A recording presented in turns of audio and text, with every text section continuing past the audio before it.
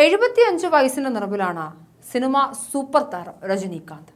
വെള്ളിത്തിരയിൽ അദ്ദേഹം വേഷപ്പകർച്ച ആരംഭിച്ചിട്ട് 50 വർഷവും തികയുന്നു.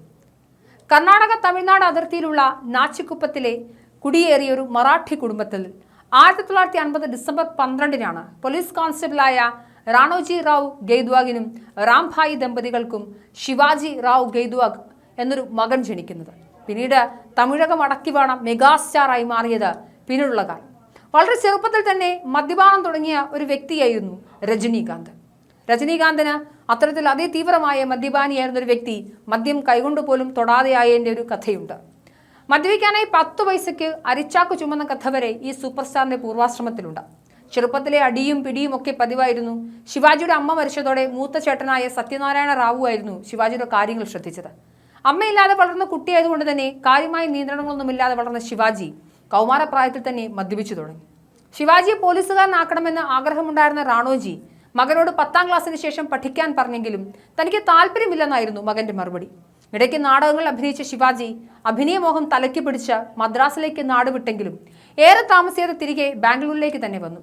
ബാംഗ്ലൂരിലെ ശേഷാദ്രിപുരം പ്രദേശത്തെ മൈസൂർ മിഷനറിയിലും ബന്ധുവിന്റെ അരിക്കടയിലും ജോലി ചെയ്ത രജനി പിന്നീട് ചേട്ടന്റെ നിർബന്ധപ്രകാരം കർണാടക ട്രാൻസ്പോർട്ട് കോർപ്പറേഷനിൽ കണ്ടക്ടറായി ജോലിക്ക് കയറുന്നുണ്ട്. അന്നും നാടകത്തിൽ അഭിനയമുണ്ട് കേട്ടോ. തുടർന്നാണ് അടയാർ ഫിലിം ഇൻസ്റ്റിറ്റ്യൂട്ടിൽ അതുവഴി സിനിമയിലും എത്തുന്നത്. തുടക്കകാലത്ത് ഷൂട്ടിംഗ് കഴിഞ്ഞാൽ പിന്നെ രജനിക്ക് ആഘോഷരാവാണ്. അതിവേഗത്തിൽ കാർ ഓടിച്ചു പോകും, വീഴുന്നതുവരെ മദ്യപിക്കും, പാർട്ടികളിൽ പങ്കെടുക്കുക എന്നതൊക്കെയായിരുന്നു അക്കാലത്തെ ഹോബിയെന്ന സിനിമാ പത്രപ്രവർത്തകനായ ഗണേഷ് സുഗുണൻ എഴുതുന്നുണ്ട്. പല പാർട്ടികളിലും രജനി തല്ലുണ്ടാക്കിയതായി വാർത്തകൾ വന്നിരുന്നു. തനിക്കെതിരെ എഴുതിയ ഒരു മാധ്യമ പ്രവർത്തകനെ അദ്ദേഹം അതിക്രൂരമായി ആക്രമിക്കുകയും ചവിട്ടിത്തള്ളിയിട്ടതുമൊക്കെ കഥകളായി വന്നിട്ടുണ്ട്. അദ്ദേഹത്തെക്കുറിച്ച് പൊടിപ്പും തൊങ്ങലും ഒക്കെ വെച്ച് ധാരാളം കഥകളും വന്നിട്ടുണ്ട്. മദ്രാസിൽ താരങ്ങളുടെ ഒരു മദ്യപാന മത്സരം നടത്തിയെന്നും അതിൽ 13 പെഗ് ഒറ്റയടിക്കടിച്ച് രജനി ചാമ്പ്യനായി എന്നൊരു കഥയുമുണ്ട്. അന്നത്തെ തമിഴ് മാസികയിൽ വന്ന വാർത്തയാണ്. അതിനെ പിന്നീട് രജനീകാന്ത് സ്ഥിരീകരിച്ചിട്ടൊന്നുമില്ല. വിവാഹത്തിന് മുൻപും ശേഷവും എന്നിങ്ങനെ തന്റെ ജീവിതത്തിൽ 2 കാലഘട്ടമുണ്ടെന്നാണ് രജനീകാന്ത് പറഞ്ഞത്.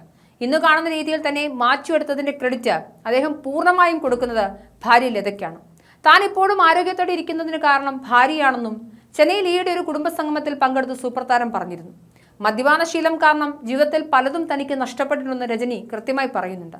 കണ്ടക്ടറായി ജോലി ചെയ്യുന്ന സമയത്ത് മദ്യവും സിഗരറ്റും നോൺ വെജിറ്റേറിയൻ ആഹാരങ്ങളും തനിക്ക് നിർബന്ധമായിരുന്നുവെന്നും ആദ്യമായി മദ്യപിച്ച് വീട്ടിൽ വന്നപ്പോൾ ശിവാജി ഇത് നിനക്ക് ആപത്താണെന്ന് ചേട്ടൻ പറഞ്ഞ് ശാസിച്ചതുമൊക്കെ അദ്ദേഹം ഓർക്കുന്നുണ്ട്.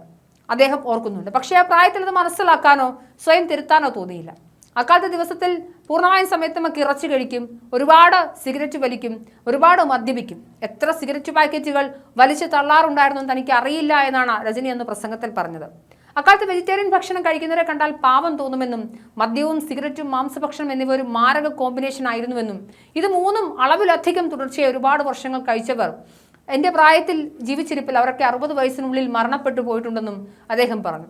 ഇതുപോലെ അച്ചടക്കമില്ലാതെ ജീവിച്ച തന്നെ സ്നേഹം കൊണ്ട് മാറ്റിയെടുത്തത് ലതയാണെന്നും ലത തന്നെ അച്ചടക്കമുള്ളയാളാക്കി മാറ്റിയെന്നും അദ്ദേഹം പറയുന്നുണ്ട്. സൂപ്പർ താരത്തിന്റെ ഈ വാക്കുകൾ കയ്യടികളോടെ അന്ന് സദസ്സ് സ്വീകരിച്ചു.